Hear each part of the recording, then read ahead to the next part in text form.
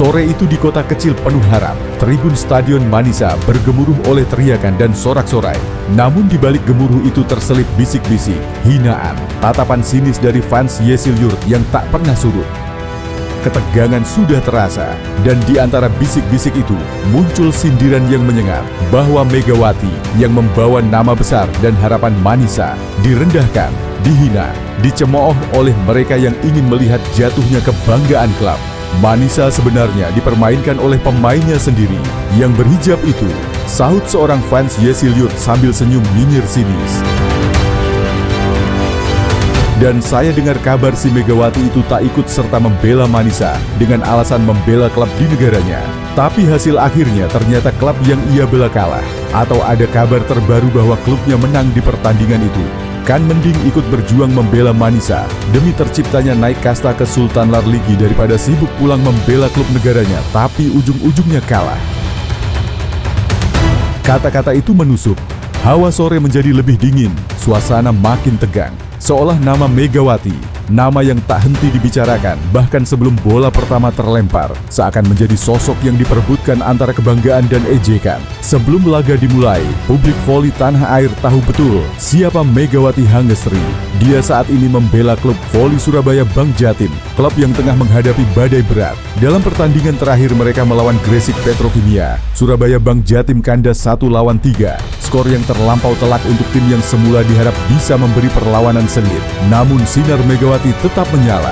Dia menjadi top skor pertandingan itu dengan torehan 20 poin, mengungguli rekan-rekannya walau kalah. Itu pun tak cukup untuk redam ejekan yang membelit dirinya sebelum laga Manisa versus Yesilyurt dimulai. Bagi sebagian supporter Yesilyurt, hal itu menjadi senjata sindiran. Dia lebih sibuk membela klub negaranya, sementara pemain lain di sini merintis ke Sultan Lar. Namun pada Sabtu sore itu, semua prasangka hendak diuji. Di tengah sorak-sorai dan tatapan penuh ambisi, ada satu titik cahaya yang tak kalah menarik. Debut perdana Gizem Kazam, istri pelatih Manisa, Gorkem Kazan. Sebelum pertandingan, kabar bahwa Gizem akan tampil sudah menyebar bak angin. Dan malam itu, dia keluar dari ruang ganti dengan tatapan tegas dan langkah mantap. Begitu bola pertama meluncur, Gizem tak tampak gugup. Dia bergerak lincah di lapangan, melakukan servis dengan kepercayaan diri, memukul bola dengan kekuatan terukur, dan menempatkan posisinya dengan insting tajam. Ada satu momen saat Gizem menyambut set tinggi dari tengah lapangan. Dia meloncat, menyambar bola dengan tangan kokoh, dan menuntun laju bola ke garis blok musuh. Sorak penonton terbelah, ada yang tercengang, ada yang merendah, ada juga yang menahan nafas. Penampilannya lumayan bagus, bukan sempurna, tetapi cukup untuk menunjukkan bahwa dia bukan sekadar istri pelatih yang hadir sebagai hiasan semata. Gizem memperlihatkan bahwa di balik namanya ada keberanian dan keinginan untuk membuktikan. Dia menyumbangkan poin penting bagi Manisa, menyelip di sela tekanan lawan, mendorong tempo permainan agar tetap hidup. Seluruh pertandingan adalah pertarungan strategi, naluri, dan keberanian pemain. Manisa tampil dengan tekad tinggi, namun jelas bahwa tim ini sangat merindukan peran Megawati Hangestri. Di tiap skema penyerangan, komentar dari bench dan pelatih sering menyebut nama Megawati, bahwa kehadirannya bisa menjadi pembeda, tumpuan, pengatur ritme, penyeimbang antara kekuatan dan kecerdasan taktis. Begitu sering terdengar bisik bahwa bila Megawati hadir, enak mainnya. Dan malam itu stadion seakan menggumam. Di mana Megawati? Penyerangan Manisa, meskipun disusun rapi, tampak kehilangan satu elemen penting, jiwa cerdik yang memandang celah 2 langkah ke depan.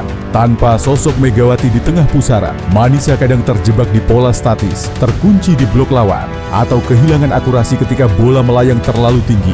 Namun ada harapan lain, si pemilik spike petir menghujam. Julukan itu dikenakan pada salah satu pemain Manisa BBSK, seorang hitter yang memiliki serangan dahsyat, tajam laksana kilat dan petir.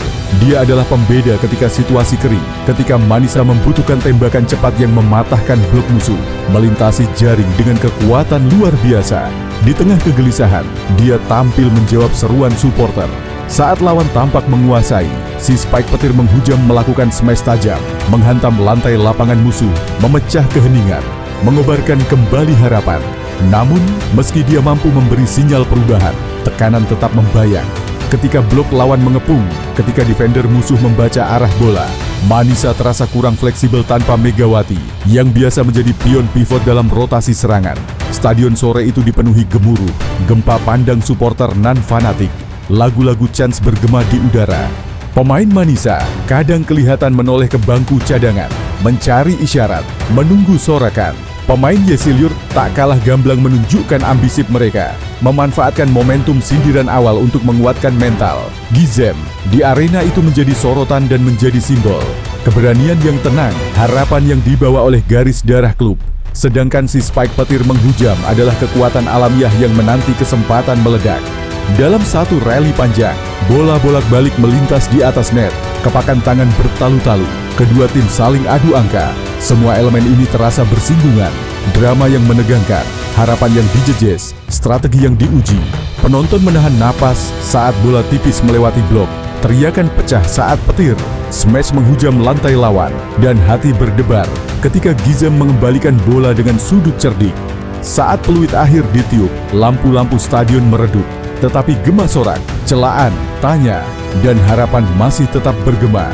Di antara riuh tepuk tangan dan jeritan para supporter, sosok Megawati terasa sebagai bayang yang diteriaki, dituding, dihina, namun tetap menjadi alasan banyak orang melihat ke depan.